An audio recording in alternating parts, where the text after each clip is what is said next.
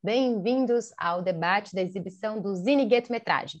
Estamos na 9ª edição e você acabou de ver Oxente Bexiga, um filme de Daniel Fagundes e de Fernanda Vargas. Então, aqui com a gente, junto com eles, está também o Daniel Neves, da Companhia Bura Aberto, e que vai falar um pouquinho para a gente de como está essa edição do Zine Gueto-Metragem. Salve, salve, galera! Estamos aqui para mais um lançamento aí da edição do Zine Gueto-Metragem, né? Essa edição é muito especial para a gente, né? Eu acho que tem uma questão de memória, assim, né? Que a gente fala muito, assim, nos nossos textos aí, né? De sempre lembrar, né? Da galera que veio antes, né? Que estava construindo esse cinema periférico que a gente está fazendo aqui em Guarulhos, né? E essa exibição, essa edição do Zine, né, a gente vai falar sobre o coletivo de vídeo popular, né, uma edição especial sobre o coletivo de vídeo popular. E a gente fica muito feliz porque o Dani, né, o Dani Fagundes que está aqui, é um dos colunistas, a Fernanda também, né. A gente tem o Guilherme Adeiraldo também, que é um outro colunista, né, que fez uma pesquisa sobre o coletivo de vídeo popular. Temos a entrevista com o Flávio Fabicini, né, que tem o coletivo Fabicini e o Cine Escadão, né. Então a gente conseguiu reunir, é muito rico assim para a gente poder reunir a galera para escrever também no Zine, né? Além da gente estar falando sobre isso, trazer a galera, né? Então isso é uma coisa que deixa a gente muito feliz e a gente traz um pouco da trajetória, né, do coletivo de vídeo popular que se desenvolve principalmente a partir de 2007 ali, né? São vários coletivos que estavam construindo já o cinema periférico aí desde o começo dos anos 2000. A gente tem todo um contexto aí das ONGs, né, de oficinas que eram dadas, né, e esses coletivos, muitos se conheceram ali, né, se articularam, já tinha uma produção ali nas quebradas e tal, mas muito dessa galera também se conhece ali nessas oficinas, né? E aí começa a pensar numa articulação de coletivos, né? De diversos coletivos para fortalecer esse cinema periférico e também para discutir questões, né? De representatividade, né? Porque na época tinham muitos grupos também que estavam se intitulando aí, né? Representantes do cinema periférico, né? De uma maneira não muito legítima, né? Então, o início dessa articulação assim, é muito interessante, e depois o desdobramento disso, né, com o circuito de exibição do vídeo popular, né, que é uma coisa que a gente traz nesse Zine também, para a gente conhecer essa história de exibição, né, que o coletivo fazia, né, de debater os filmes que estavam sendo produzidos e tal, e a revista de vídeo popular, né, que teve várias edições, acho que teve 5 ou 6 edições, né, o Dani me corrige aí, e que também discutia, né, esse cinema periférico, né, porque é isso, a gente também pensar a ideia do imaginário, né, não apenas de produzir imagens, né, que a gente está produzindo imagens na periferia, mas de pensar que tipo de imagem a gente está produzindo, né, e qual é o tipo de produção, qual é o sistema de produção também que a gente a palavra sistema até é ruim, né, mas a gente refletir um pouco porque existe um padrão, né, de construção aí do cinema, né, do cinema comercial, do cinema brasileiro,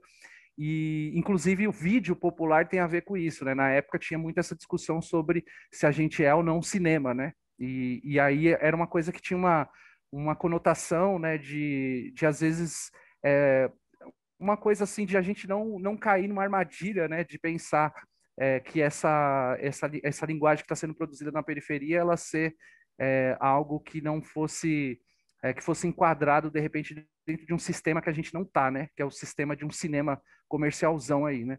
Então essa discussão e essa articulação do coletivo de vídeo popular trouxe, eu acho que muitas questões práticas assim, né? Não apenas de debate, de pensar imaginário, mas de ir por fronte mesmo, né? E de ir por fronte com os populares também, né?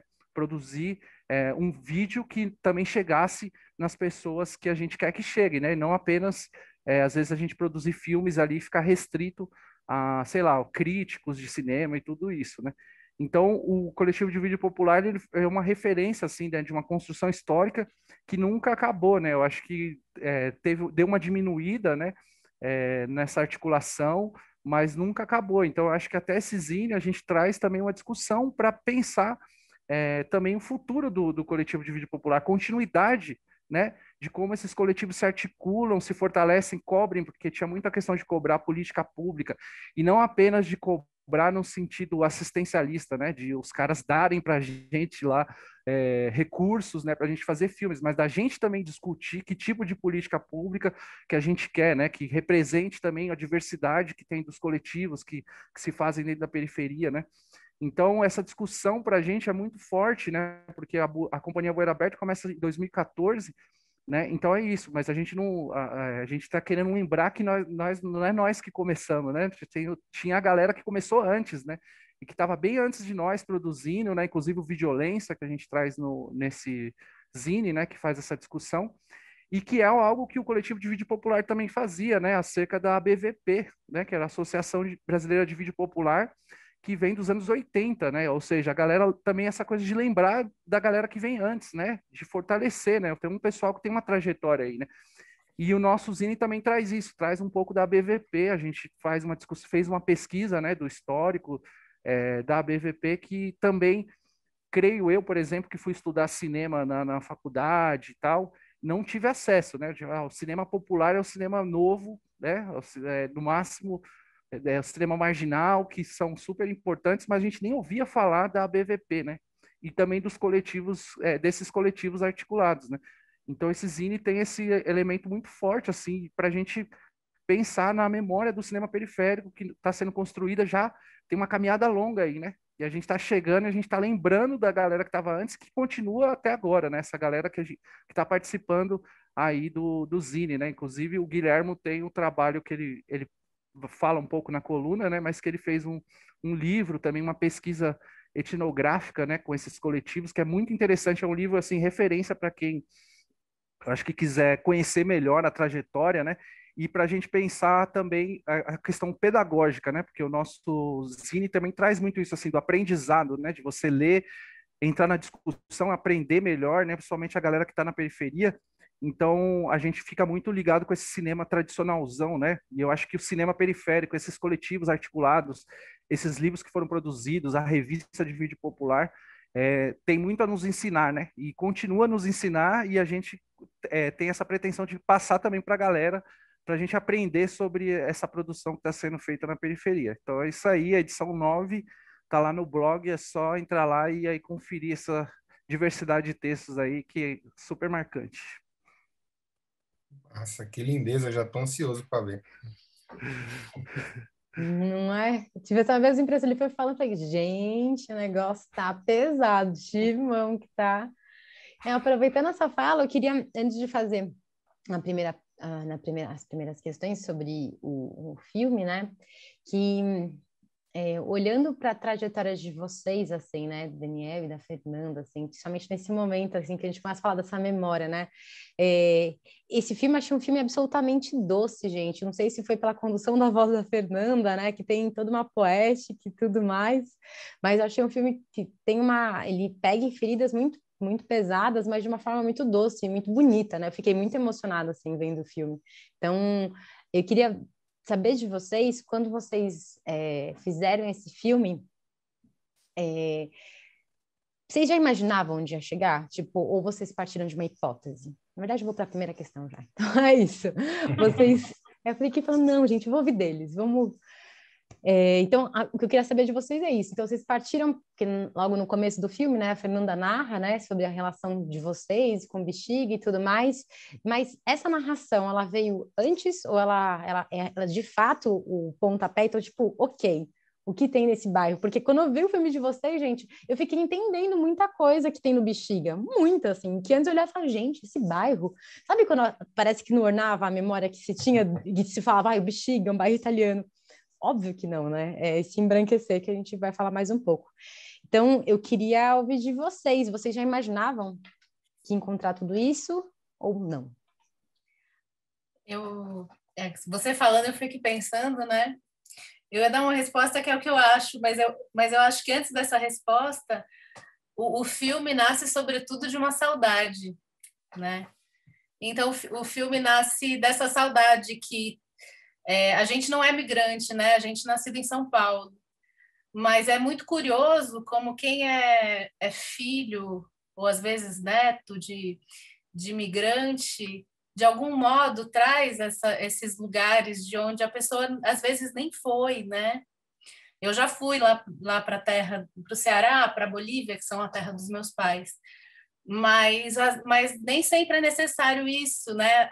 As gerações que vêm, elas também carregam isso no corpo de algum modo, porque os pais e os avós carregam também no corpo e vão, né? E a gente vai vivendo isso desde a infância. Então, agora pensando, né? Acho que a gente nunca falou isso.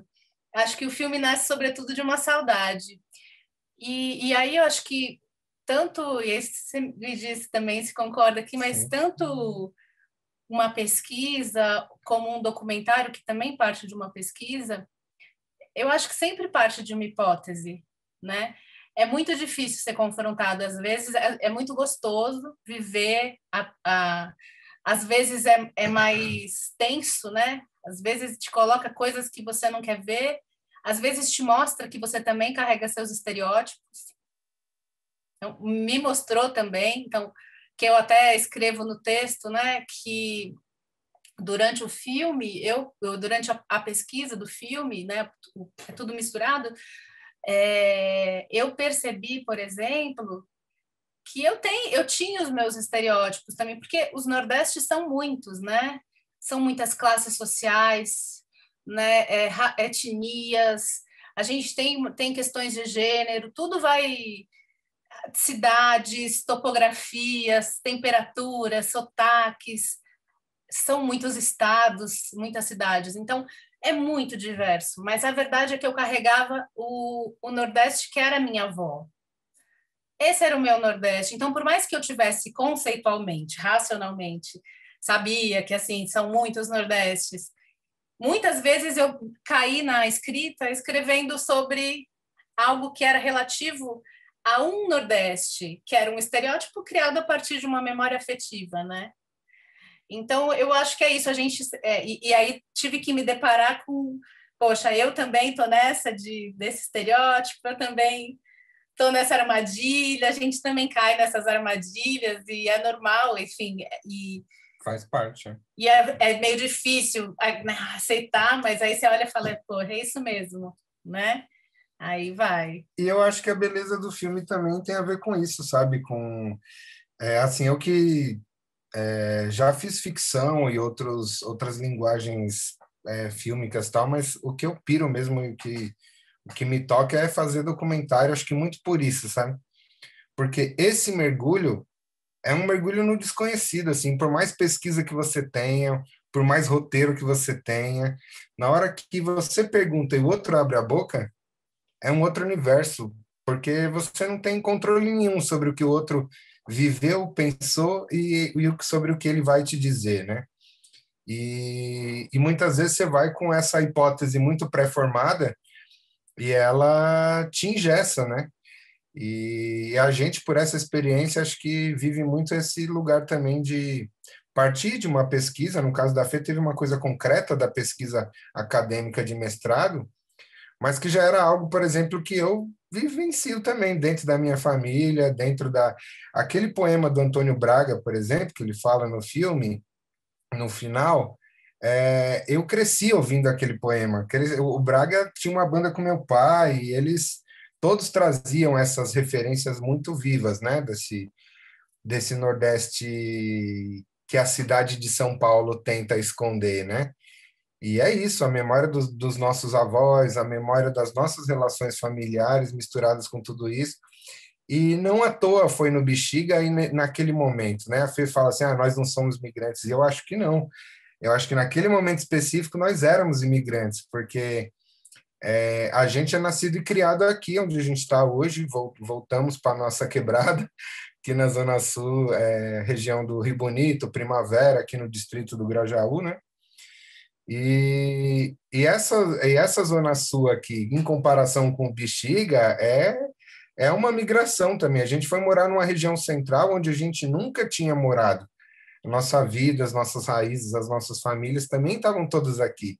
Então, acho que quando a Fê fala que o filme nasce de uma saudade, eu acho que nasce também de uma saudade de reencontrar essa periferia no centro, sabe? E que muitas vezes quando a pessoa fala, você mora no centro, você mora no Bexiga, acha que você está morando num lugar assim, muito chique, pá, não sei o quê. E aí acho que também fazer esse filme era, de alguma maneira, revelar essa periferia que existe no centro também, né? Quando, por exemplo, eu me deparei com um dado no meio da pesquisa que eu fiquei de cara, assim, que a região mais adensada populacionalmente em São Paulo é o Bexiga, que mora mais gente por metro quadrado, o distrito da Bela Vista, né? Que é o nome oficial do Bexiga, né? Então, se a gente pensar que nem Cidade Tiradentes, nem Grajaú, nem nenhum outro lugar de São Paulo tem um adensamento populacional tão grande, isso já é um dado, por exemplo, para mostrar o número exorbitante de cortiços, de ocupações, de várias outras moradias, para além do que a gente vê no olhar imediato, que são os prédios de luxo, as grandes...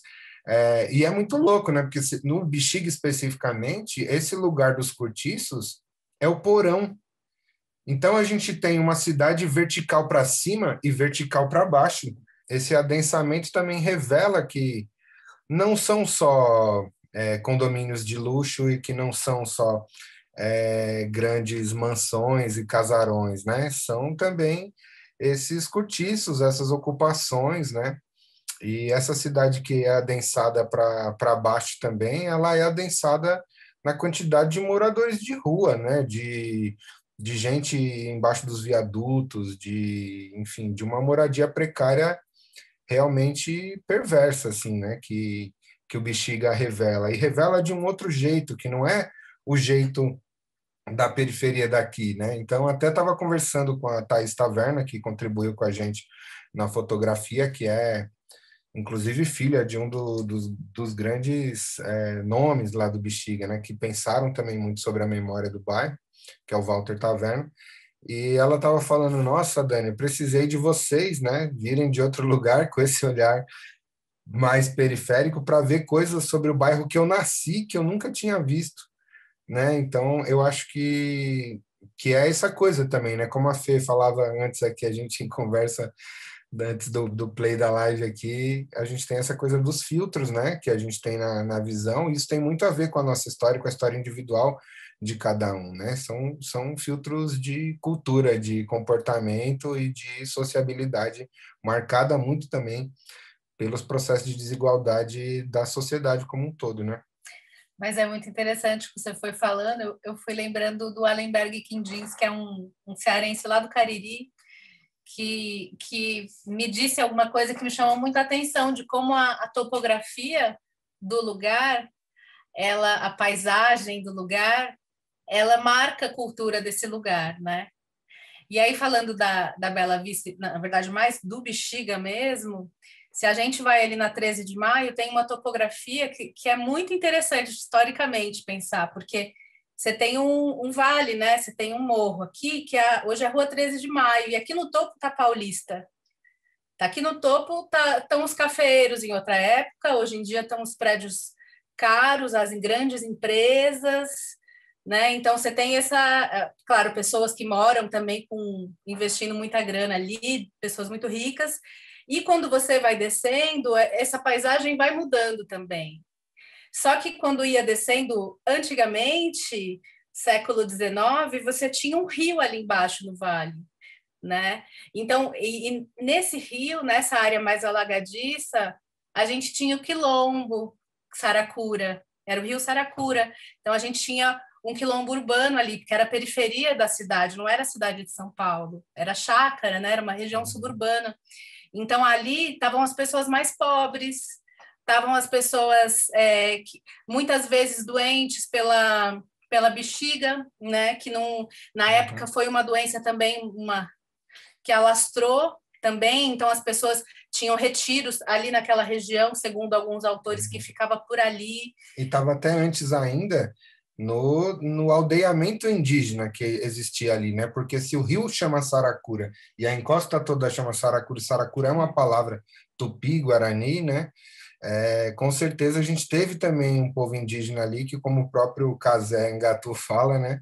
Foi massacrado ali para que a gente tivesse essa ideia desse branqueamento dessa São Paulo que esconde essas identidades todas, né? E aí, só para fazer essa ponte, que assim, essa região mais baixa ainda é a região que, onde era o Quilombo, hoje é a Vai-Vai.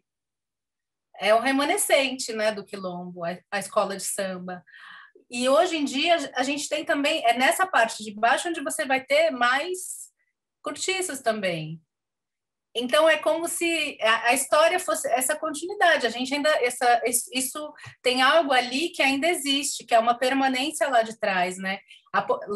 Antes a população rica já ia, né? Tem um relato de um autor que ele escreveu uma biografia e que ele dizia, né? Lá no século XIX que ele falava assim: eu vendia terninho, criança, ele tinha uns 12 anos, eu vendia terninho e quanto mais eu ia subindo, mais a população enricando. Ele vendia terninho ali embaixo e lá em cima.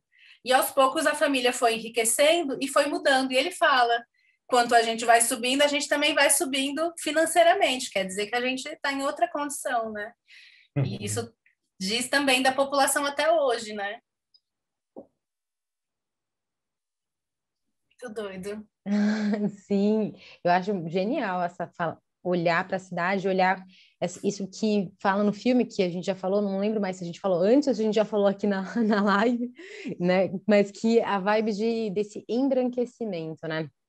Eu queria perguntar, dentro do olhar que vocês tiveram, dentro dessa pesquisa da história, né, do bairro do Bexiga, houve algum outro bairro que vocês também se depararam com esse processo de embranquecimento, além do Bexiga, e que você olha e fala, putz, aqui talvez seja um outro lugar também para depois, sei lá, pesquisar mais, fazer um filme, um doc?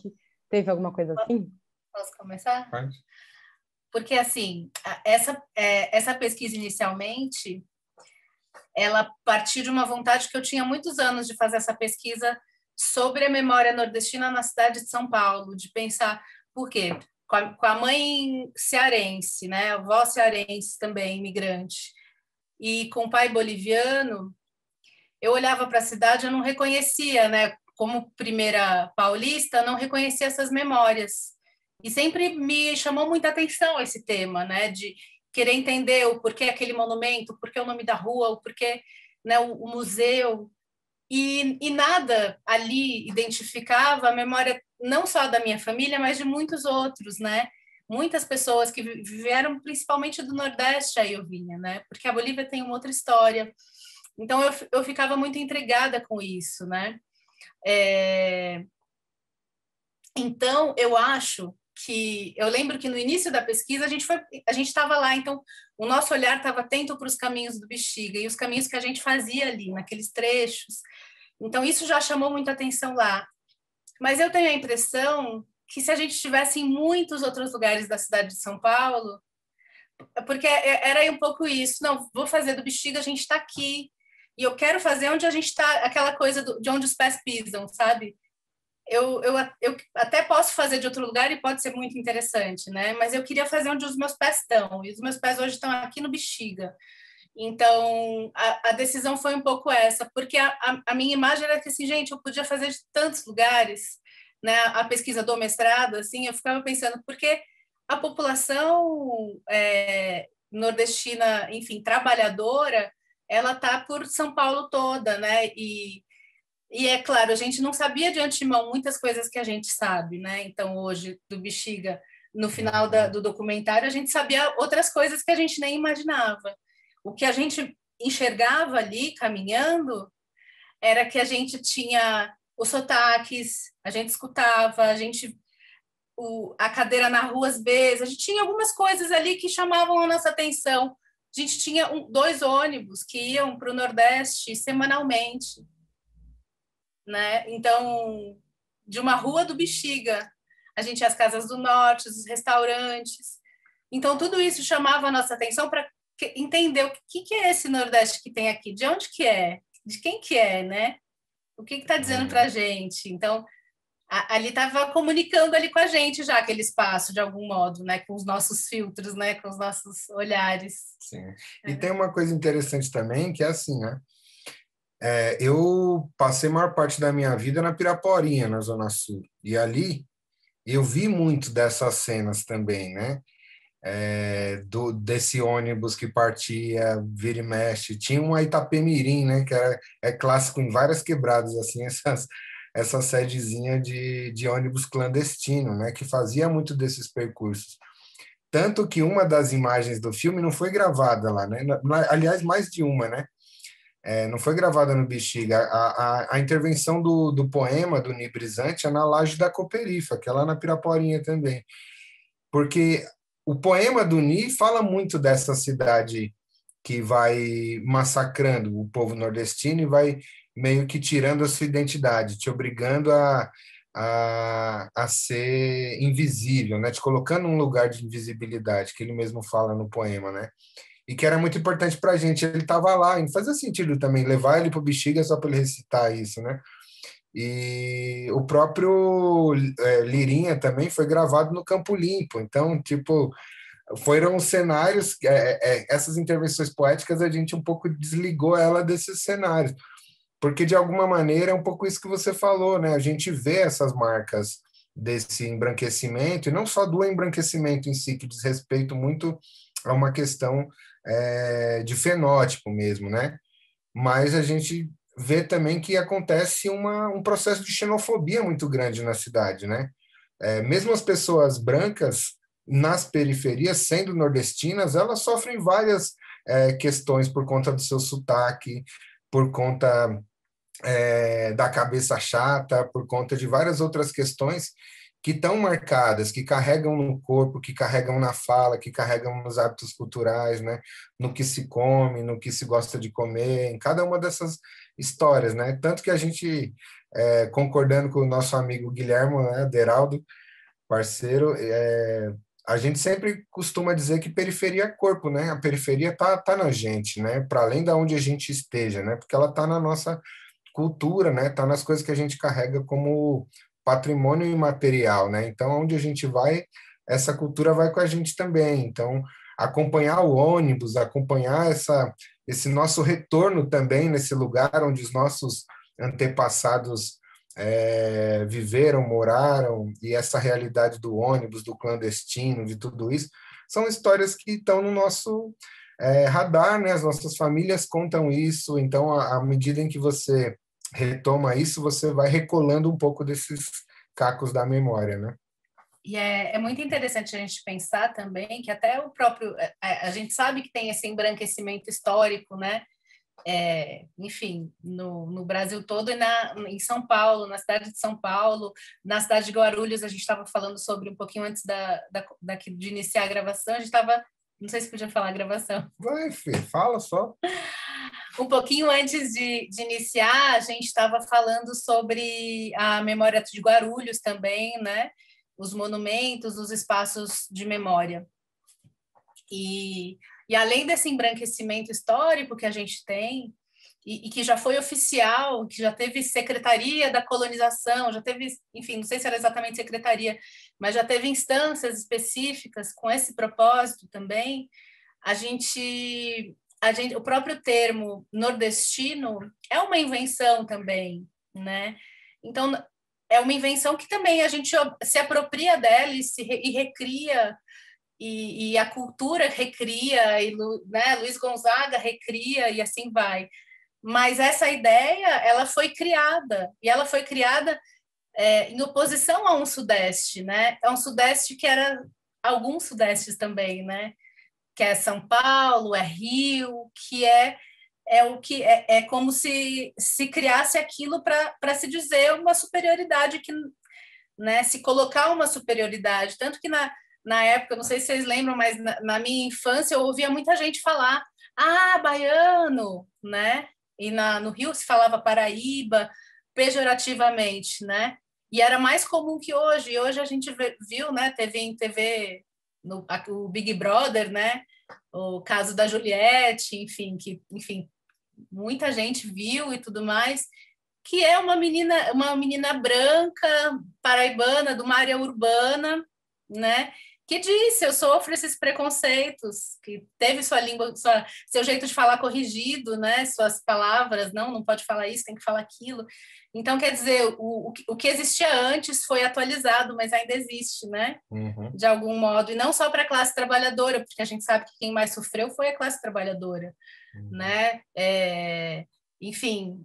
Mas tem uma coisa, por exemplo, especificamente nessa questão da branquitude, que foi algo que a gente tomou muito cuidado também no filme para tratar, que é de trazer, por exemplo, quando a gente traz a figura do pai Francisco, quando a gente traz o Braga, quando a gente traz outras pessoas que estão também, a partir do seu lugar de fala, identificando uma nordestinidade que também muitas vezes é apagada, porque são vários Nordestes, né? Não é um Nordeste só. E o Nordeste, por exemplo, da Bahia, não é o mesmo Nordeste da Paraíba, não é o mesmo Nordeste do Ceará, não é o mesmo Nordeste. Então, entender essa diversidade, sabe? Entender, por exemplo, que a Bahia do Pai Francisco é a Bahia que também traz com ele os orixás, que traz com ele o dendê, o vatapá e as tantas tradições que circundam a fé que ele exerce, né? Assim como a do Braga é de uma Bahia do sertão, né? Então é também uma cultura que fala da vaquejada, que fala enfim, da roça, que traz outras memórias também, né? Então, dentro do próprio conceito de Nordeste, são muitos os Nordestes, e ali no Bexiga isso fica evidenciado, né? Você tem a festa dos Filhos e Amigos de Mombaça, que é Ceará, mas porque foi o recorte que a gente deu, mas se a gente quisesse, né, tinha muitas outras festas, tinha a festa dos Filhos e Amigos de Crateú, né, outros e aí tinham várias cidades específicas de Rio Grande do Norte, Alagoas, Sergipe, que tinham suas festas também e que tinham seus jeitos de se reconhecer naquele espaço, né?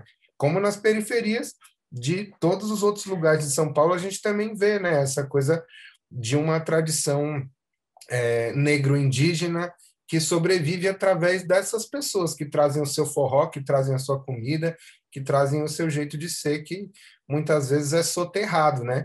Ou então é recolocado na paisagem, né? Porque eu acho também quando você pega a festa da Querupita, que a gente tem a própria fala do Santiago falando, pô, você vê o Nordeste aqui quando você vê as barraquinhas aqui, porque quem faz, e a gente filmou isso, né? É fato, assim, você vê as pessoas negras que estão lá servindo a comida e são muitas vezes baianos, são cearenses, são sergipanos que estão ali fazendo a comida que eles dizem que é tradicionalmente italiana, né? Tem uma parte da tese em que eu coloco as imagens de todos os cartazes que eu registrei no caminho, né? Os cartazes que estavam lá. As festas não necessariamente eram lá, no bairro, né? Naquela região, mas festas de vários lugares, né? Festas de 3 cidades específicas lá de Piauí, né? Assim vai, várias cidades, né?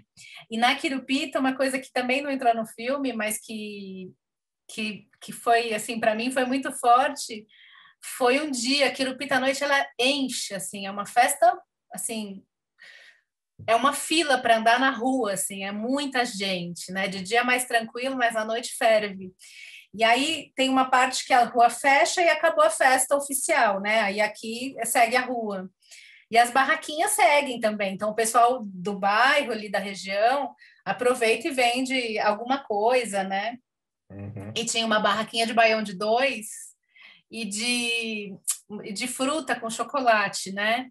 E um senhor que estava ali, eu comecei a conversar com ele e falei, a gente já estava produzindo o filme, eu contei para ele tinha acabado de chegar do Ceará e ir embora logo mais. E aí ele olhou para mim e falou assim, esse bairro aqui é o Ceará. Olha o filtro dele. No filtro dele, ele só via o Ceará ali, porque ele conhece tanta gente, as redes dele, esse vai e volta que ele faz, né? Então, nesse filtro, aquele trecho, e foi um trecho que a gente também conviveu muito, né, com muitas pessoas de lá. A gente foi para o Ceará, né, no final também. Então, para ele ali ele mostrava o significado dele do bairro, né? Qual era? Para ele não era o bexiga italiano, né? Que existe também, mas o que ele enxergava é esse bexiga cearense, né? Total. O Dani fala sempre o trabalho do Dani me lembra muito, né? Eu acho muito, tem um paralelo muito interessante de como vocês olharam, falar do Oxente Bexiga, né? Mas dos outros trabalhos do Daniel também, Daniel Fagundes, no caso também, mas como a produção de vocês olha para os territórios e como da imagem, da forma essa imagem, né? E revelando tantas camadas culturais da mesma forma que a Bueiro faz em Guarulhos, né? Então, muitas das coisas que vocês foram comentando, eu falei, caramba, mano, eu reconheço esses olhares, né? Também, nossa, no próprio livro do Dani, né, Dani? Acho que também tem esse lugar dessa ancestralidade que vem da saudade, né? Eu acho que falar de um lugar que você não tá, né? Gente, acho muito louco pensar sobre isso, né? Tipo, ó, é saudade, caso de família, a minha avó, ela não queria sair da cidade dela, porque ela enterrou lá o marido. Então, tipo, eu não vou deixar os meus mortos, sabe? Essa ideia de tanto de é a minha família, mas também é muito louco, né? Porque tem desde eu reconheço esse cenário até eles estão aqui, eu não vou deixar eles, não vou deixá-los, né? Então, acho que o Dani tem esse olhar da ancestralidade, né? Também, enfim, acho que vale você comentar, Dani, não vou falar por você, né? Não tô advogando no seu caso, então passo a palavra para ti, amigo. Não, eu acho que dialoga muito, assim, né? Tanto que vocês agora falaram que estão fazendo o filme Caipiras Urbanos, né? Que a gente está fazendo. A gente fez o Cantoria Urbana, né? Parece que até o mesmo filme, porque, tipo, e é sobre a viola caipira, e no caso a gente pegou a viola nordestina também, né? Dentro da cidade, né? E quando a gente olha as periferias, né? Tem uma configuração muito próxima, assim, né? De formação dos diversos povos que chegam, né? Até eu lembro do Violência, quando o Flávio ele fala da periferia ser esse desenho de povos, né? E dessa diversidade, né? E aí que você uma coisa também que eu acho muito forte, que ficou mais fortalecido agora quando eu fui estudar mais a obra do Guilherme, né? Que você citou no meu mestrado, né? Mas é uma coisa que a gente já tinha, que era essa coisa, a gente até brinca, o sertão é aqui, né, em Guarulhos, né? Tipo, quando a gente fala isso, né? O Nordeste está aqui, e a gente vê todas quer dizer, um território em movimento, a gente fala, né? Porque parece que não dá para você caracterizar, né? As fronteiras são muito tênues, né, para a gente caracterizar, porque realmente tem uma diversidade cultural e uma memória, uma ancestralidade que é impressionante, né, e que aí quando a gente pega a câmera e vai filmar, inevitavelmente, né, eu acho que até um processo de autoconhecimento, aqui em Guarulhos mesmo a gente tinha isso, quer dizer, a gente sabia um pouco, né, mas eu acho que a gente tende também a não reconhecer, né, porque a gente é educado não só numa cultura que oculta, né, essa memória, mas como também uma cultura que coloca essa memória num certo lugar ali conveniente, né? Porque a gente também ouvia falar, Guarulhos é uma cidade nordestina, né? Como a gente estava até discutindo, quer dizer, o próprio Estado, o poder público, também tem uma visão da origem indígena, negra, nordestina do Brasil, da periferia, que também coloca em outro lugar, né? Que aí é uma outra visão, né? O próprio Cazé também, que está no filme, a gente fez o filme com ele e ele faz a discussão sobre a origem indígena, por exemplo, de Guarulhos, numa outra perspectiva, né? Que é diferente daquela conveniente, né? Que é aquela que oculta, né? Por exemplo, o processo de violência, né? Que houve, né? Processo de resistência, né? E tem muito essa coisa de incluir como uma identidade ou dentro de uma cidade ou nacional, né? Agora sim, claro, por exemplo, quando a gente está discutindo a periferia aqui em Guarulhos, a gente está sempre pensando isso, quer dizer, a nossa discussão sempre foi também a periferia não está limitada a território, quer dizer, essa migração de cultura, de símbolos, né? Que a gente vai para o centro, vem quer dizer, não é uma coisa isolada, né? A periferia até uma discussão também que eu tive com o Guilherme. E que eu fiquei impressionado com esse filme assim, né? Porque até com o texto da Fê, né? Porque também é um processo que eu não tinha pensado tanto, né? Que é a questão da invenção do Nordeste, mano. Isso também me deixou, assim, me gerou muitas questões, né? Porque, quer dizer, o que é o Nordeste? Para nós aqui também, nós temos uma visão de Nordeste que é colocada nos nossos filmes e é colocada inclusive no meu livro que eu escrevi, né, o Ilusão do Parafuso é um romance que eu pegava os causos, né, fiz uma pesquisa de vários causos e tal, para retratar esse Nordeste, né? E aí já começa o problema, né? O Nordeste, porque é tudo uma coisa só, né? Então eu já começo a me questionar aí, o sertão, né? Que é uma coisa que o Durval Muniz, né, coloca, né? Quer dizer, o sertão, o que que é o sertão? Todo o Nordeste é o sertão, sendo que o sertão é interior, e o sertão tem vários lugares, como Guimarães Rosa coloca, né? O sertão está em Minas, né? Então, o que que é o sertão? Não, o sertão é tudo aquilo ali que é o Nordeste. E aí, putz, eu falei, caraca, velho, eu acho que a gente traz muito isso, assim, no nosso, tem muito dos nossos filmes, tem um pouco dessa, eu identifiquei, né, tem um filme que a gente fez, a Janaína dirigiu, que é o Matuto Metropolitano, né, que é um artista que ele fala, o nordestino não é o cara do chapéu de couro, né, isso daí eu não uso chapéu de couro, eu sou nordestino, né, e aí tem um outro da cantoria que o violeiro ele fala: eu vim aqui para tocar viola, não vim aqui por causa de emprego. Não é porque eu estava pobre lá, eu vim aqui tocar viola. Então aí você vê nos filmes já tem um pouco isso, assim, de uma certa ruptura com a ideia do Nordeste que foi inventada. Mas de uma maneira geral, eu acho que a gente tem um olhar muito para isso, para esse Nordeste inventado, né? Que o Durval Muniz fala e que o filme de vocês também fala. Então, o filme que a gente fez agora, o Ilusão do Parafuso, que é sobre o meu livro, né? A gente entrevistou tal, uma migrante e tal, e a visão que está ali é um pouco essa visão do Nordeste, desse Nordeste inventado, né? E aí eu falei, caramba, mano, eu não tinha. Quer dizer, eu estou discutindo periferia, mas quando é para discutir o Nordeste, eu não tinha parado para pensar nessa diversidade e nessa criação de uma unidade, né? Então, o Nordeste, quem veio do Nordeste, qualquer estado do Nordeste veio por causa disso, e o Nordeste é seca, né? O Nordeste é miséria, o Nordeste é atraso, né? Tem até um trecho no filme que ela fala: eu fui viajar de avião, quando eu vi aquele bicho na minha frente, eu quase saí correndo, né? E aí eu falei, caramba, velho, isso tem um pouco dessa visão do Nordeste, né? Como uma coisa do atraso e tal.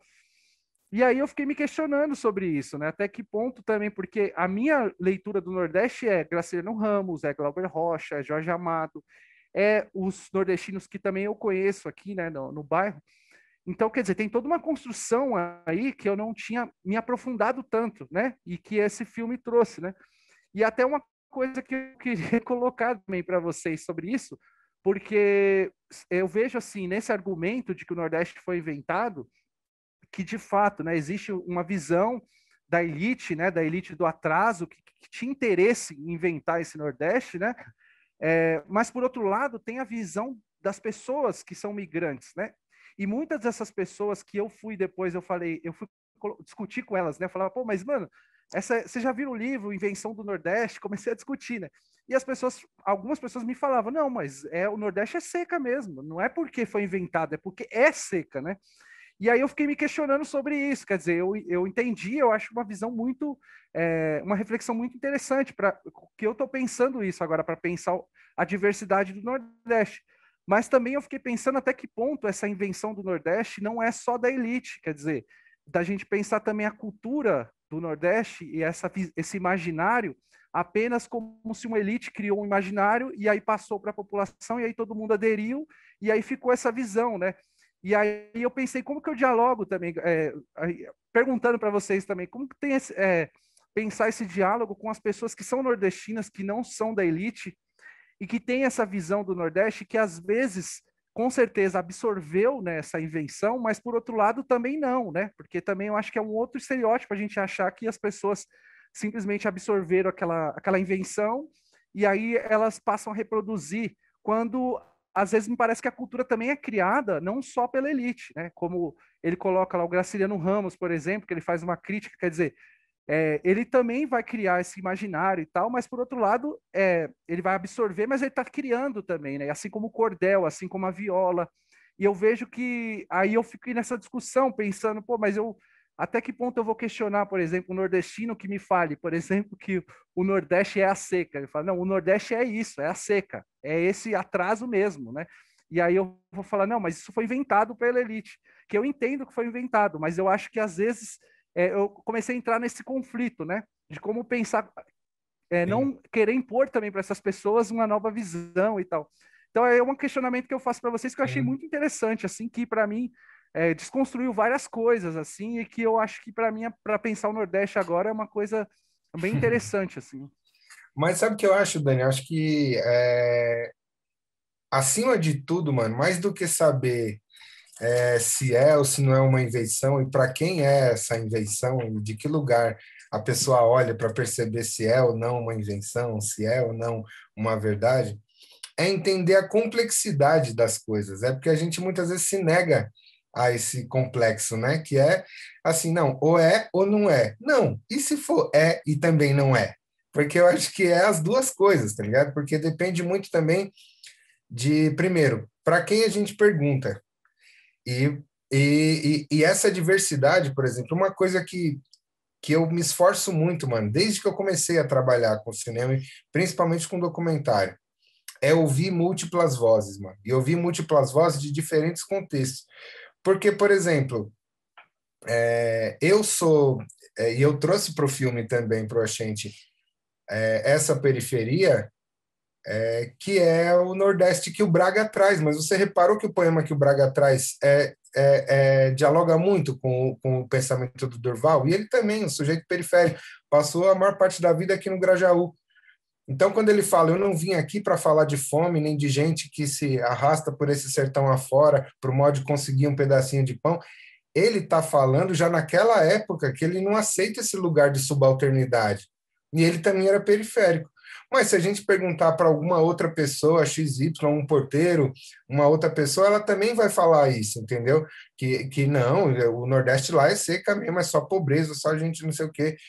Existem os traumas pessoais, existem as vivências pessoais, existem o impacto da chegada, né? Porque também uma coisa é você vir com uma puta esperança de que São Paulo vai ser muito louco, de que vai dar tudo certo, vai mudar de vida e chegar aqui e é só porta na cara, é só gente te excluindo de tudo que é lugar, é só violência, é roubo, é uma série de coisas. Então, assim, a gente entender a complexidade, e acho que é um pouco isso que a gente quer trazer no filme também. Então, a gente vai pegar, por exemplo, uma amiga nossa lá do bairro que é diarista e vai pegar um cara que é um pesquisador, um intelectual de classe média, branco, e vai pegar um pai de santo e vai pegar também um cara que é dono de uma empresa de turismo. Então, essa diversidade vai dar um panorama que não preciso nem ser eu, nem você a negar ou a confirmar esse Nordeste, entendeu? O espectador que está assistindo, ele vai se encontrar nas múltiplas histórias. Ele vai ter uma pessoa que vai falar, putz, olha isso que o pai Francisco falou, é o que eu vivo. E vai ter outro que vai falar, nossa, essa história do Belchior é a minha história, porque eu também não vim para cá por passando fome, né? Eu vim para cá porque eu queria fazer música, como é o caso do Belchior. Veio para cá porque não existia uma indústria musical aqui, uma indústria fonográfica que aceitasse. E aí, assim, acho que o poema do Ernesto Manuel do Melo Cunha lá, ele que o Lirinha recita, ele é a síntese disso, sabe? A gente correu tanto atrás do Lirinha para ele recitar esse poema, porque acho que ele resume muito, porque todos emigram, né? Para o coração de Wall Street ou para a primeira dose de tóxico. Então, cada um desses movimentos e cada uma dessas particularidades do jeito que você migrou, do ser ou não ser nordestino, e que tem a ver também, porque se a gente parar para pensar, a ideia de periferia também é uma invenção. E no Videolência, o que a gente quer falar é isso, porque depende a própria Luciana fala isso, né? A periferia depende da boca de quem ela tá, ela ganha um outro contorno. Aí você vai ver que o Montanha vai falar que para ele periferia é uma coisa. Você vai ver depois que o Flávio já fala outro. O Flávio traz essa referência que você falou, dos povos, das identidades, da confluência, das desigualdades. O Pichote já vai falar outra coisa. Pô, o povo vem aqui com esse discurso aí de que periferia não existe. Existe sim, é assim, assado, e ele já dá a resposta dele. Então, assim, no final das contas, as pessoas só confirmam que é uma invenção, porque cada um tem uma tese sobre. E precisa-se ter um consenso? É isso que eu acho. Eu acho que não precisa. Porque, no final das contas, é tudo isso. E é tudo isso que eu acho que faz a riqueza da coisa. Uhum. Eu ia falar uma coisa, esqueci. Estava aqui querendo falar, esqueci. Mas eu acho que o que tem em comum entre tudo isso entre todas essas vivências, acho que é isso, cada contexto, como é entonado, por quem é chamado, por quem é falado, vai mudar muito, assim, e vai ser tudo isso, né? Vai ser tudo isso. Para minha avó, eu fico pensando, para minha avó era uma experiência, para minha mãe já foi outra, para o Belchior foi outra, é isso que o Dani falou mesmo. Mas o que tem de comum entre todas elas é a migração, porque aqui que isso acontece, né? Em que uma porrada, um monte de estado é chamado tudo, colocado tudo num único balado, todas essas experiências de pessoas diferentes chamado de Nordeste. Aí sobretudo voltado para o trabalhador, para uma classe social naquele momento, né? Porque isso se transforma, né? Então, eu acho que o que tem de comum entre tudo isso que é uma cultura migrante, que vai ser tudo isso que a gente tem dificuldade de definir, porque é muita coisa, né? Porque não dá para definir uma coisa só, né? De fato. Mas o ponto em comum é a migração. O Durval, ele diz que uma coisa que é interessante de se pensar, assim, eu não sei se eu diria, mas eu acho muito interessante de se pensar, que o Nordeste é, sobretudo, uma saudade. Eu acho lindo de se pensar, mas acho curioso, porque por exemplo, eu fico na memória da minha avó vem meio que em fuga, né? Ela vem por uma experiência de dor, ela vem fugindo, né? De uma violência, de um machismo na relação familiar. Então, para ela, de fato, eu fico pensando, será que tinha essa saudade? Ela veio porque ela preferiu, fugir, né? ao contrário da experiência da sua avó, ela nunca quis voltar, porque o marido dela foi enterrado lá. E ela tinha medo, porque eu falei, vó, vamos visitar a sua irmã lá, vamos voltar para lá, porque ela sempre foi uma mulher da roça, né? Ela se escondeu muito aqui, mas sempre foi da roça. E aí eu falava, vó, vamos voltar? Vamos lá, só para visitar. Eu vou com você, vai ser... E ela morria de saudade dessa irmã. Mas ela não queria ir porque o marido, morto embaixo da terra, podia puxar a perna dela para ficar com ele. Então, é pelos mortos que ela também não queria. É o oposto. Então, são experiências muito diversas, né? Uhum. Mas, de fato, a saudade, de algum modo, ela tem algo ali, né? Pelo amor e pelo ódio, por tudo que for, assim, eu sempre tenho, né?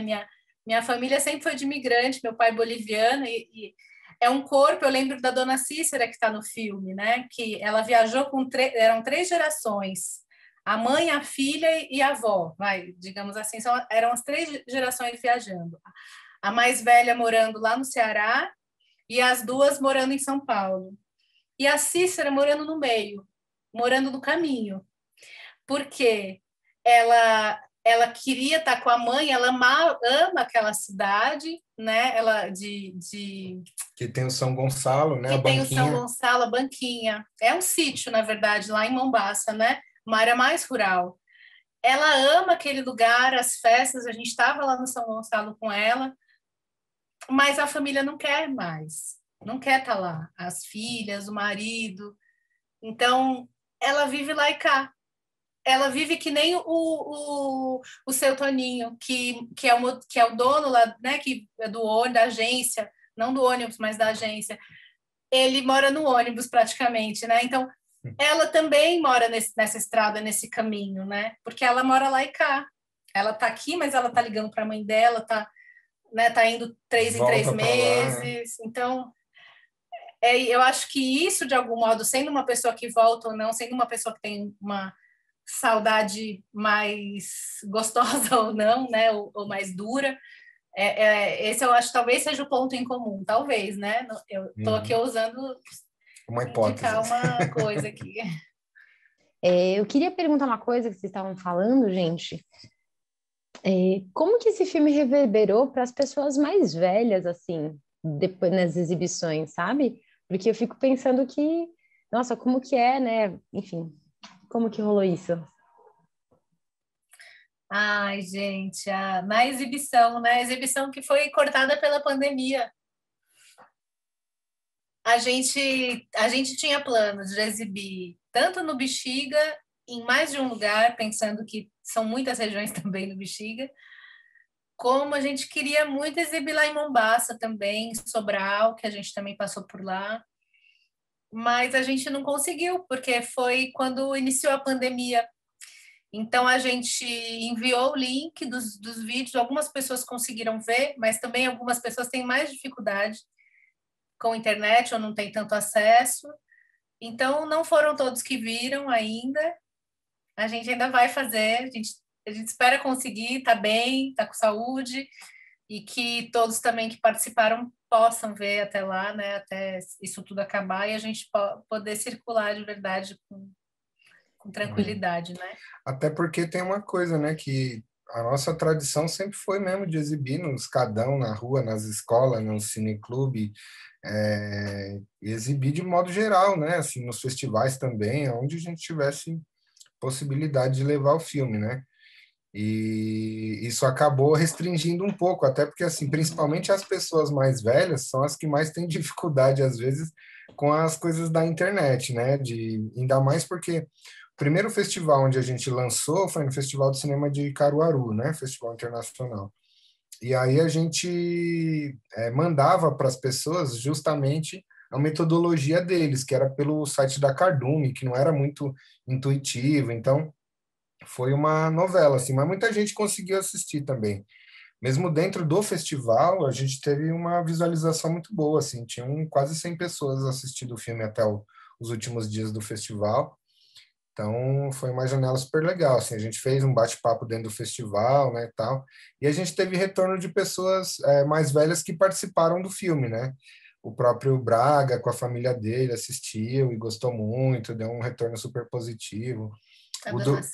A Dona Cícera curtiu muito. E a Dona Cícera é maravilhosa, porque assim, ela, junto com a filha dela, com a Gil, quando a gente começou o contato com elas dentro do ônibus, porque a gente foi com a câmera e não foi com nada pré-estipulado, a gente foi convencendo as pessoas dentro do ônibus durante a viagem a dar entrevista para a gente. Então, ela até falou na época, né? Ela falou assim: Nossa, eu só via isso nos filmes assim que eu assistia na cultura. Agora eu tô aqui, vocês estão me entrevistando. E aí foi muito legal ter o retorno delas do quanto que elas gostaram, do quanto elas acharam legal, porque foi também ela se revendo, se reencontrando com a história dela, né? O próprio Durval também deu um retorno super positivo, fez um texto maravilhoso que saiu no Diário de Pernambuco, onde ele é colunista, Diário do Nordeste, né? Onde ele é colunista. E, pô, várias outras pessoas, assim, amigas próximas foram trazendo, assim, muitas impressões muito boas, assim, foi muito feliz pra gente isso. Quando eu pergunto dos mais velhos, porque esse filme tem uma poesia muito grande, né, de mostrar, enfim, de trazer essa saudade que a Fê falou no começo, assim, nessa forma de saudade. Eu fiquei emocionada em muitos momentos, assim, até agora há pouco a Fê falando de paisagens, né, nossa, minha vida era ir para o Paraná, que a minha família é um outro sentido, mas era... Até os 10 anos eram todas as férias vendo pinheiros do Paraná, aqueles pinheiros que tem. E hoje, quando eu vou, eu só vejo plantação de soja e de arroz. Então, é a mudança, né, desse território, assim. Então, é muito louco, né, a vida na estrada, né? Eu imaginei que vocês, né, no filme, quando você comentou do ônibus, da metodologia que vocês tinham usado para poder pegar os depoimentos, porque eles são muito tranquilos, né? Eles são muito leves, as pessoas são muito naturais, né? Estão falando muito. E agora, os entrevistados que, por exemplo, arquiteto e outras pessoas, como vocês chegaram nesses nomes dessas outras, assim? Só voltando até no filme, no primeiro dia a gente combinou, foram 3 dias de viagem, né?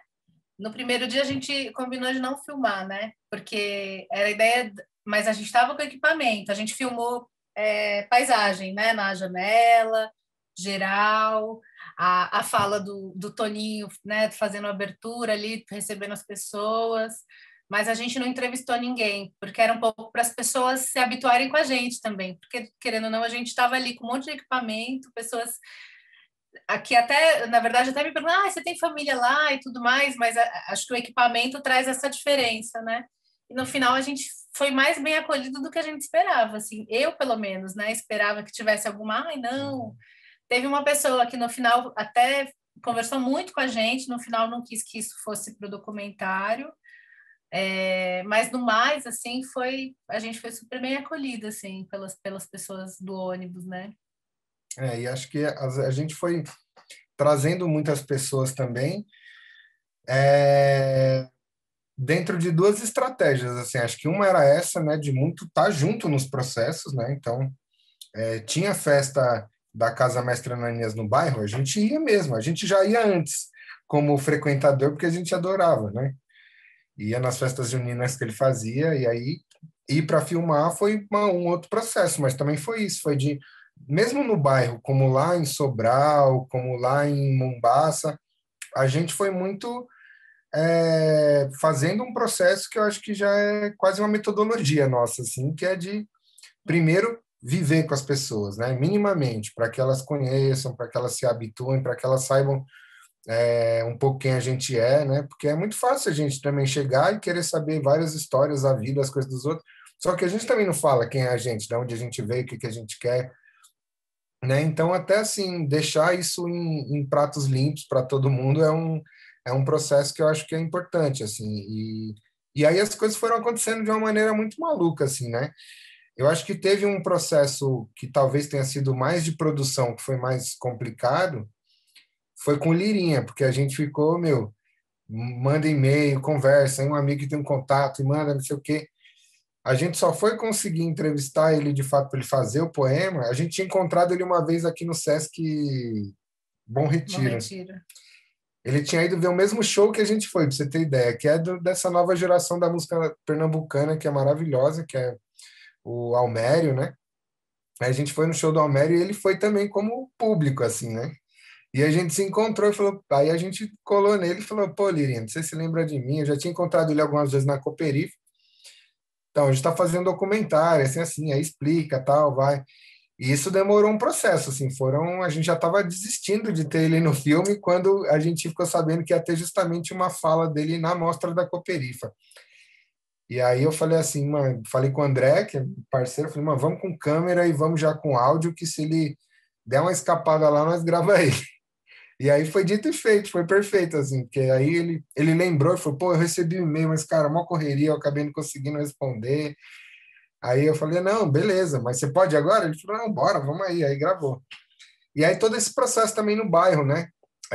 O pessoal do consulado do esporte no bar, a própria relação com o dono do bar, com as pessoas do bairro, foi sendo muito construída pela nossa vivência. A gente tinha muito lá já no Rancho Nordestino, aí eu até falei assim, a gente chegou um dia no aniversário da Havana, de uma amiga nossa, e tava esse pessoal da torcida do esporte lá, eu falei, nossa, mano, tem uns caras da torcida do esporte no bar, velho, eles levam a bandeira, eles levam a coisa, falou, nossa, que maluco, a gente precisa conseguir gravar, né? E aí foi casando, foi muito assim, essa coisa de circular no bairro e percebendo essas várias características mesmo. E os pesquisadores, assim, a gente buscou a parte, acho que a pesquisa foi buscando esse caminho também, foi fazendo um levantamento, acho que tinham tem muitas pessoas que pesquisam o Bexiga, né? Por outras facetas, não por essa. Então, a gente acabou fazendo uma seleção, na verdade, né? A gente convidou a Sheila Schneck, que ela tem uma pesquisa muito extensa sobre a região, é moradora também da região, e a pesquisa dela também é muito bonita, assim, né? Revelou aspectos super importantes para mim naquele período do mestrado. E aí a gente decidiu chamar ela, e é sempre uma aposta, né? A gente poderia chamar ela, chamar mais outra pessoa para falar sobre isso, sobre a história, né? E aí no final a gente Kazé Angatu foi quem a gente quis chamar para falar sobre essa perspectiva indígena. O Durval Muniz Albuquerque, ele é uma referência, né, fortíssima, que fez toda essa pesquisa para entender todos os desde a primeira vez que se chamou Nordeste, se falou de Nordeste, onde se falou, como se falou, e as outras muitas vezes, né, que tem essa pesquisa que para a gente é super importante. Hoje ele pesquisa a saudade. Eu sou super curiosa para conhecer essa nova pesquisa dele, né? Pelo olhar, pelo mesmo jeito que ele fez ali a Invenção do Nordeste, ele vai fazer sobre a saudade. super curiosa, a gente é meio E fã, essa, né? é, E ele tem, só desculpa, porque assim, a gente fez uma entrevista tão, assim, foi só um trechinho, né? Mas a entrevista dele é tão gostosa, assim, ele falou da vida dele mais, né? Como migrante também, nas migrâncias dele também, São Paulo, Paraíba, enfim. E foi assim, foi muito emocionante para a gente, de muito aprendizado também, porque é um mestrão mesmo, né? sim, sim. Assim como o Casé também, essa Mestre coisa caseiro. de trazer essa história dessa São Paulo, que não é só italiana, né? Porque a perspectiva histórica convencional, ela traz muito essa ideia, né? E a gente queria muito que, assim, a gente tivesse uma diversidade também de pontos, de lugares de fala dentro do filme, né? Então, ter o Casé trazendo essa perspectiva indígena, ter o Pai Francisco trazendo a perspectiva negro-africana, tendo a perspectiva do Durval como um homem branco também, mas como um homem branco que traz toda uma carga de marcadores sociais, de identidade sexual, de várias coisas que é muito múltipla e muito difícil, né, também de lidar nesses contextos urbanos. Então, como a Fê falou, né, a gente acabou não trazendo isso para dentro do filme das histórias pessoais, que seria muito grande, assim, mas é uma riqueza assim imensa, né? Entender, assim, voltando para essa coisa do método de encarar a complexidade, né? É trazer as múltiplas vozes. Então, acho que isso já foi algo que acionou a gente a ir buscar diferentes correntes, né? O Casé, a escolha dele, assim, foi justamente porque ele tem um olhar muito forte para a cidade, né? Para olhar esses marcos da cidade, né? Ele já faz isso muito aqui em São Paulo. Ele já tem feito esse exercício e cursos, né, que ele faz também, falando de que cidade indígena que ele enxerga que a gente não enxerga, né? Então ele já tem feito muito isso, né? Enfim, e ele foi super chave nessa. O nordestino é sobretudo o indígena. Quando ele fala isso, gente, aquilo para mim assim também fez uma desconstrução, assim como fez para você a coisa do Nordeste, para mim ali fez uma desconstrução também, Total, né? E porque ele enxerga isso, eu não. Para mim é tão difícil de enxergar no sentido de que, mas ele enxerga nessas sutilezas que a gente não está tão acostumado. Eu consigo ouvir nos nomes hoje, estou melhorando meu filtro, né? Mas, mas precisa melhorar muito mais, a gente precisa aprender muito mais, né, a ver essa outra cidade também. Dani, você quer fazer alguma consideração, amigo? Não, falando do Casé, né, que vocês falaram, né, que aí você vê, né, os cruzamentos aí, né, porque a gente fez o filme com ele, né, o Tupinambá Subiu a Serra, e ele fez, o livro dele, né, Nem Tudo Era Italiano, né, que já desconstruindo essa ideia, e o Casé também, acho que a tese de doutorado dele, se eu não me engano, é sobre Guarulhos, né, sobre a terceira pista do aeroporto aqui de Guarulhos, e ele faz esse mesmo processo aqui em Guarulhos também, né? É claro que em menor grau, porque aí tem a dificuldade, né, que a gente tem maior aqui em Guarulhos também de ter espaços, né, porque ele faz muitos cursos, palestras, né, ele vai pelos lugares, e aí aqui é mais precário essa situação, né, do que em São Paulo.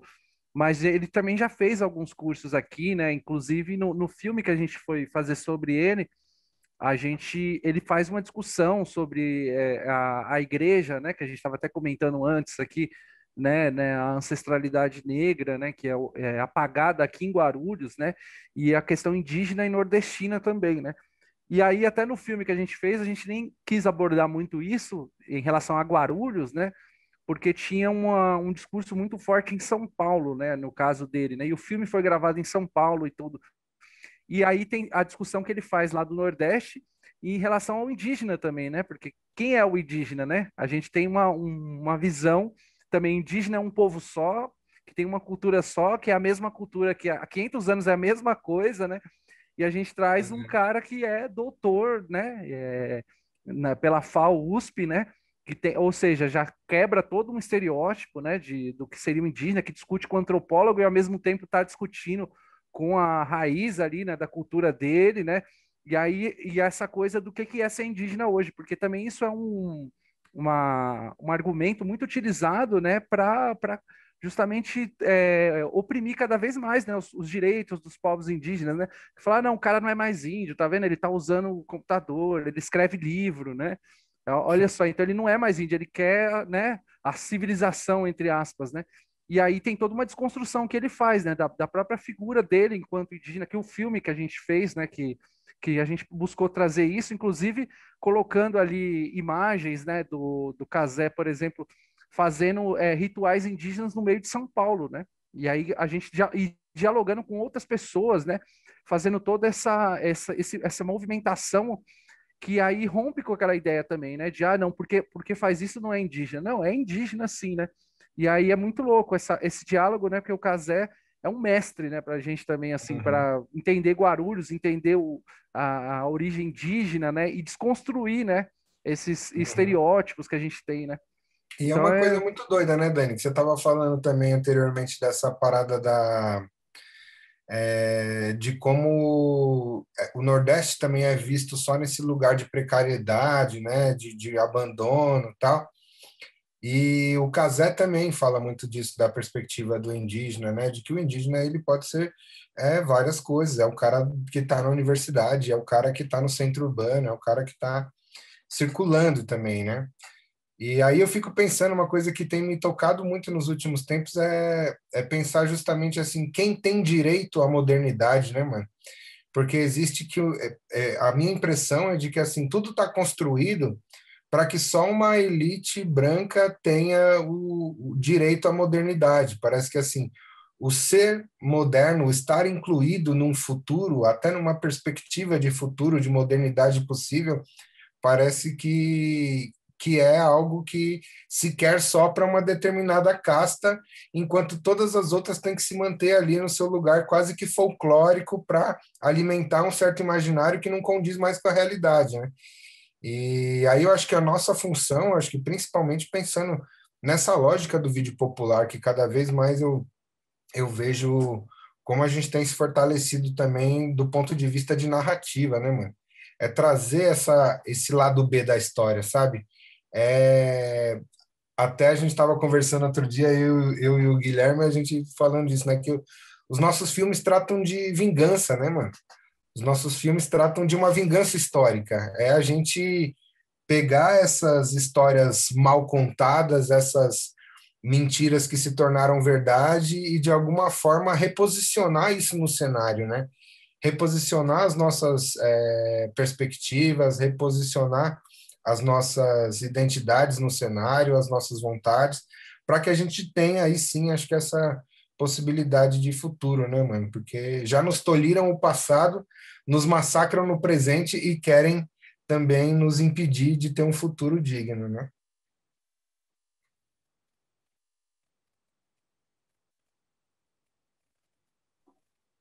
Eu estava anotando, gente, eu achei isso genial. A ideia de filmes como formas de vingança. Eu falei, gente, isso faz muito sentido, né? Ainda mais depois de que vivenciamos nos últimos anos aqui no Brasil, né? As narrativas são cada vez esse lugar né, de disputa, né? Eu, Total. eu queria perguntar para vocês, dentro da trajetória de vocês como pesquisadores, né? Da imagem, da memória, do audiovisual, vocês acreditam que esse filme ele é um resultado de algum estopim ou ele é enfim, ou ele é um fechamento de um ciclo, enfim, dentro da trajetória de vocês, como vocês enxergam esse filme? Eu logo lembrei do Nego Bispo. Lembra? Você ouviu comigo? Sim. Nego Bispo, ele disse que não existe começo, meio e fim. Ele falou, é tudo começo, meio, começo, meio, começo, meio. Porque é tudo isso, é tudo um ciclo, a gente não encerra, né? E é bonito olhar isso, assim. Não sei se eu consigo falar tão bem como ele fala de um jeito muito bonito isso. A criança, e esse começo é a criança no colo da avó, ouvindo história, sabe? Então, o que a gente faz aqui nada é novo, né? Tudo a gente recria, a gente tem E a recria com essa bagagem, é com as músicas do Braga que o Dani ouvia na infância, é com a minha avó cantando e contando história para mim, né? Enquanto ela me dava uma xícara de café com tapioca. Então, tudo isso, né? Você olhando a paisagem quando você vai para o Paraná, acho que é tudo isso que forja a gente, dos muitos que vieram lá atrás também já falando sobre isso, né? O Durval, por exemplo, o Cazé, há quanto tempo que eles estão fazendo, né? Estão com esse olhar, estão fazendo pesquisa, quantos vieram antes dele? Belchior, que já tinha dito que Nordeste é invenção também, mas também afirmando esse lugar de onde ele vem, né? Quem é ele e tudo mais. Então, acho que... Uhum. Mas eu acho que, assim, no meu caso específico, acho que tem uma coisa muito legal, assim, acho que a Fê tá junto comigo na Caramuja nesse processo há uns 5, 6 anos, né, que a gente vem reinventando também o nosso trabalho audiovisual, de pesquisa artística e tal. E eu já venho de outras trajetórias, né, como o Dani pontuou também, do Vídeo Popular, do NCA, de vários outros coletivos e de várias somas também com grupos específicos, com pequenas produtoras, com trabalho de longa data, que vai fazer 18 anos esse ano, né? E aí eu fico pensando assim, esse momento agora, para mim, parece que é um momento de um começo mesmo, assim, sabe? De um recomeço, assim, porque é como se agora eu tivesse me encontrado também, porque até essa coisa de você ir para vários lugares, né? Fazer várias coisas, parece que a Caramuja me colocou nesse lugar também de assentar um pouco o que eu queria, sabe? Assim, porque a gente fica num processo de juventude, né? É isso, eu escrevi fui convidado para escrever na revista Sampamundi, na Feliz do ano retrasado, porque eles selecionaram várias linguagens artísticas da quebrada e chamaram pessoas para escrever, né? E aí eu escrevi sobre esse cinema que a gente faz. E uma das coisas que me chamou a atenção foi que, ao escrever o texto, eu falei, caralho, eu passei a minha juventude toda, foi exatamente dos 18 aos 29 anos dentro do mesmo coletivo, assim, tipo, foi tudo aquilo que se convencionou como a idade da juventude, eu passei dentro, imerso nesse processo do cinema periférico, né? Então, agora parece que eu estou num lugar de ter me encontrado e de falar assim, mano, é isso, acho que historicamente tudo valeu a pena até aqui, mas tem um ponto também importante que é de começar a produzir algo da forma que eu quero, sabe? Dar uma moldada nas coisas e ter trabalhos mais maduros também, mais consolidados, né? Acho que a Fê tem me ajudado muito nisso também, de recompor, de se reencontrar e de falar, mano, vamos parar de atirar para todos os lados e achar um veio aqui e seguir para ser mais feliz também, né? Porque eu acho que é isso que eu estava falando antes, né? Eu gosto muito de fazer documentário, gosto muito dessa coisa da memória, sempre gostei, e acho que esse momento tem sido essa essa fase assim de reencontro, encerramento de um ciclo e começo de um outro, assim, que já está, eu acho que há alguns anos aí dando bons frutos, né? E eu fico pensando, assim, nesses marcos, nessas figuras, assim, me vem muito a figura da Luísa Erundina, por exemplo, né? O que ela representou em relação ao que a gente fala nesse filme também, né? E tanto que tem uma imagem que aparece no filme, que é o CTN, é o Centro de Tradições Nordestinas, com uma suástica pichada. E uma mulher na frente dele, né? Denunciando isso. Então, o que foi? E foi justamente na gestão da Luísa Erundina, né? Quando ela mesma já é o próprio símbolo, né? Como mulher, enfim, tudo que ela representava, e ela fortalece a Rádio Atual e o Centro de Tradições Nordestinas. E nesse momento que ela fortalece o Centro de Tradições, ele também é alvo desses grupos, né? Então, quer dizer, são muitos esses marcos que vêm, né? Que com certeza existiram e alguns que a gente nem conhece também, né? De resistência e enfim, desses grupos também. Massa, eu pergunto esse lance de onde está na trajetória, porque é muito, muito complicado, né? Você olhar e ver o seu trajeto, mas também acho que tem coisas que vão se alimentando, né? Projetos que vão, sei lá, eu olho para os trabalhos da Bueira Aberta, assim, que né, a gente se acompanha enquanto coletivo há muitos anos, né? Acho desde o começo já eu vejo o trabalho deles e eu fui perceber, e você vai percebendo que esse amadurecimento que você fala, Dani, que, nossa senhora, você percebe que parece que no começo o objeto objeto não, mas a forma que toma a inquietação é uma coisa meio difusa, né? É uma coisa meio assim, tipo, tudo. Aí, conforme vai passando os trabalhos, você fala, puta, no primeiro trabalho já estava ali, sabe?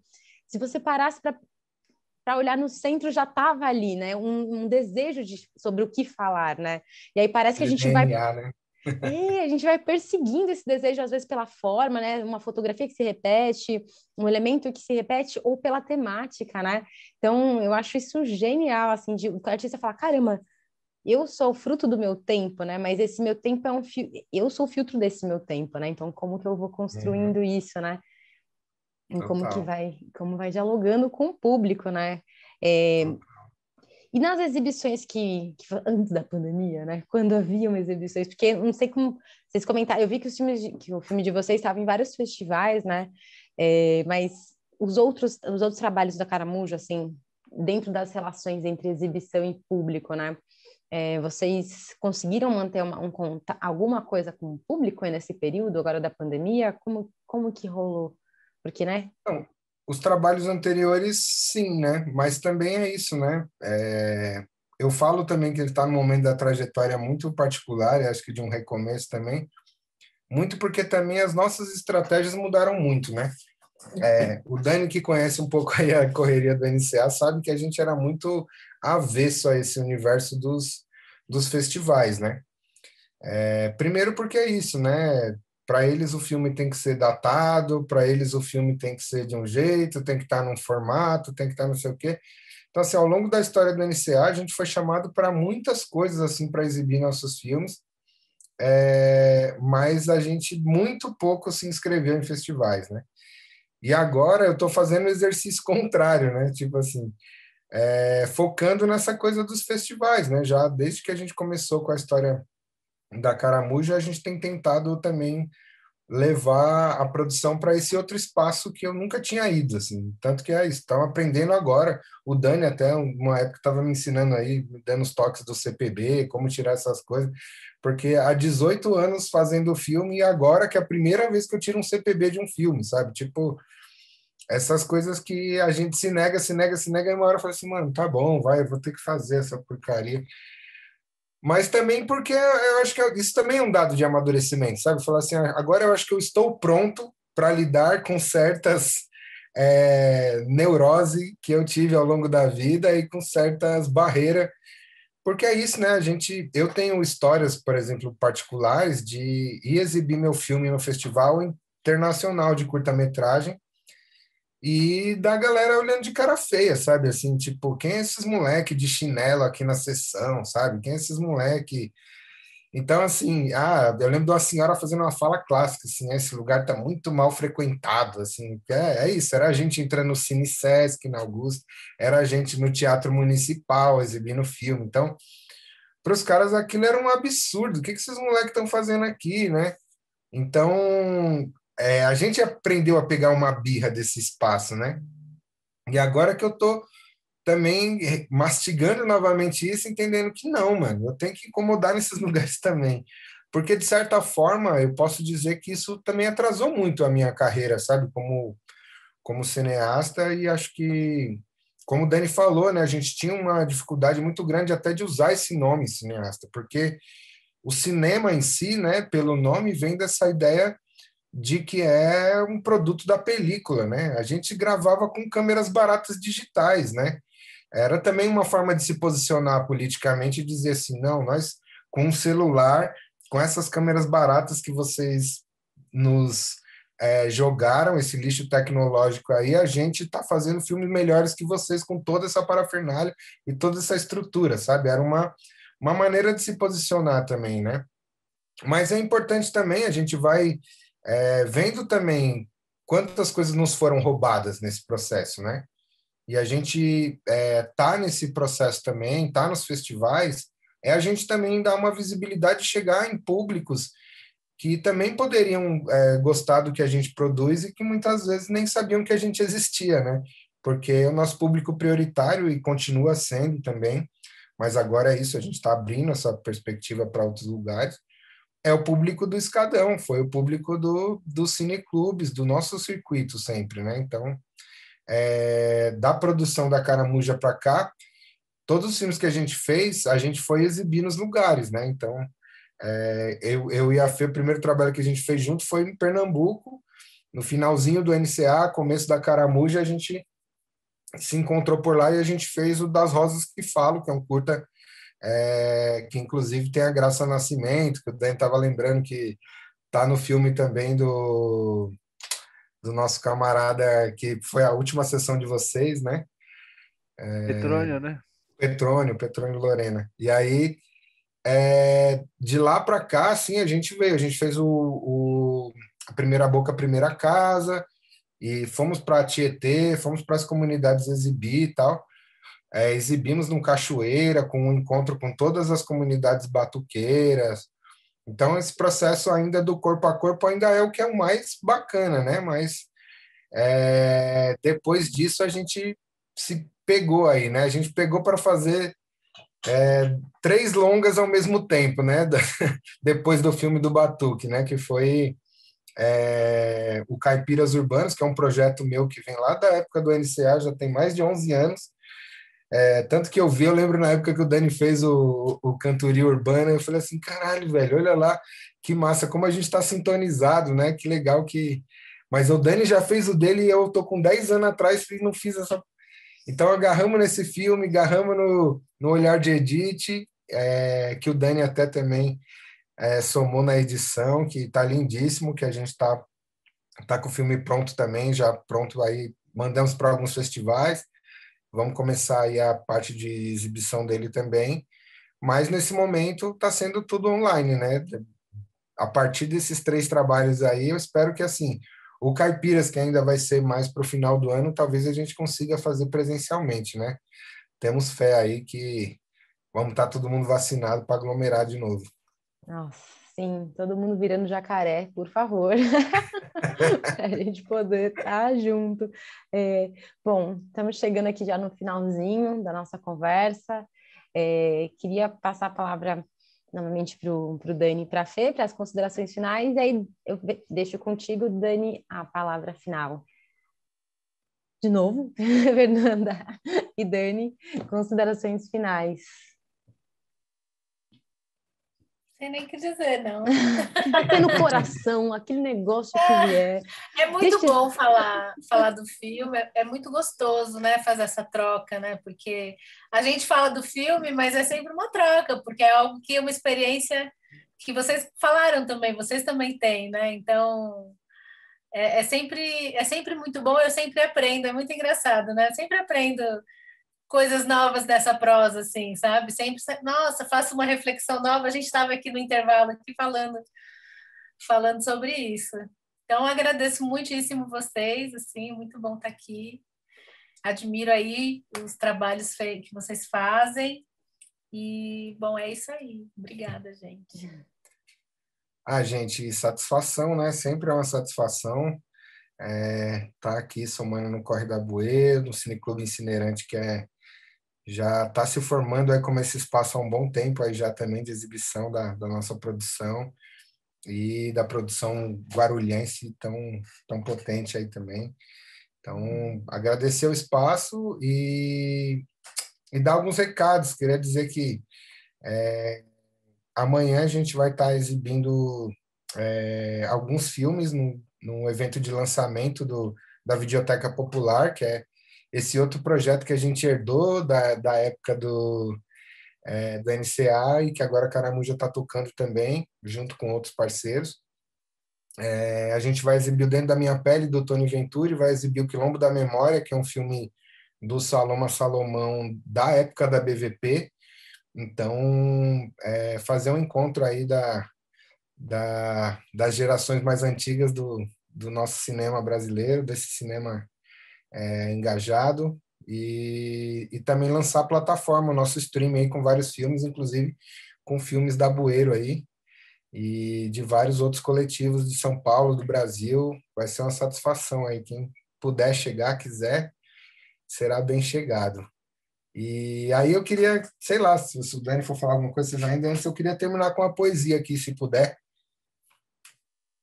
Sim, eu vou só agradecer também, agradecer ao Dani, que me convidou para estar aqui. É sempre incrível, enfim, trocar essa ideia.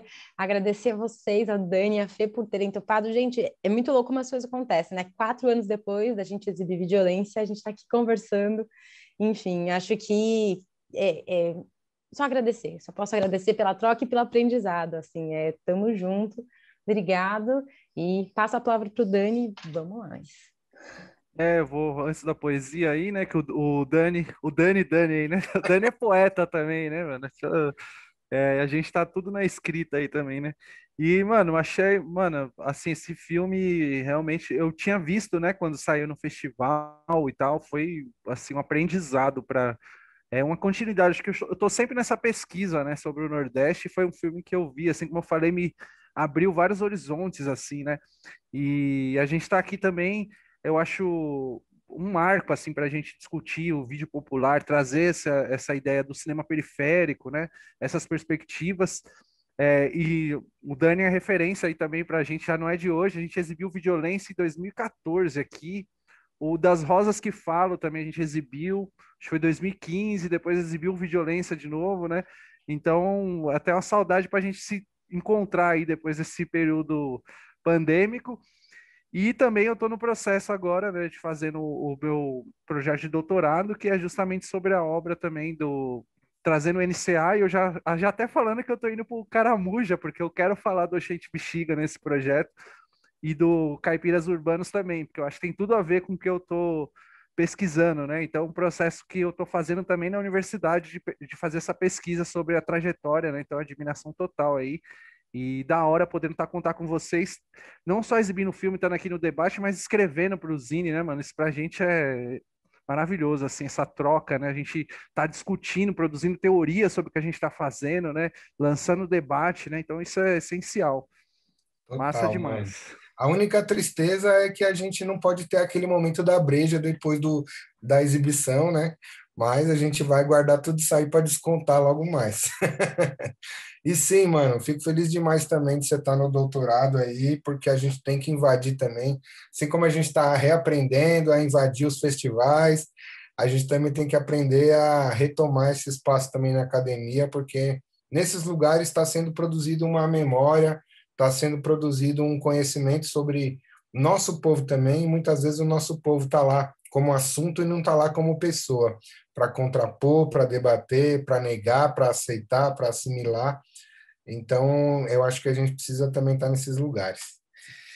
E aí vou ler aqui um poema que acho que tem a ver com o filme, quase entrou no filme também, mas eu achei que ia ficar muito autocentrado, aí eu cortei. Eu e a Fê chegamos nesse consenso. Então, vou ler aqui Miradas Sertanejas do Contos para Descontar o Descontentamento com a Vida. Fala assim: em Ipubi eu vi meninas com a pubis de fora pedindo carona e esmola para dopados insanos que matam e morrem em seu caminhão. Vi o chão seco na aurora, senhoras plantando no lixão. Vi a fome que devora a dignidade de quem ora, mas não recebe salvação. Vi a chuva e a seiva, a colmeia baixa da enxu, a florada do flamboyant, o nascimento do caju, os olhos do sertanejo, aguando a colheita do umbu. Vi hotéis de luxo e o bucho do bode no prato do gringo. Vi o novenário de domingo e a gente sem um pingo de água para tomar. Vi a miséria e a fartura irmanadas na cultura de uma só gente, de um mesmo lugar. Vi o sertão high-tech e o moleque dividido entre a roça e o beck, entre a vaquejada e o celular. A escola e o longo caminho de partir e voltar.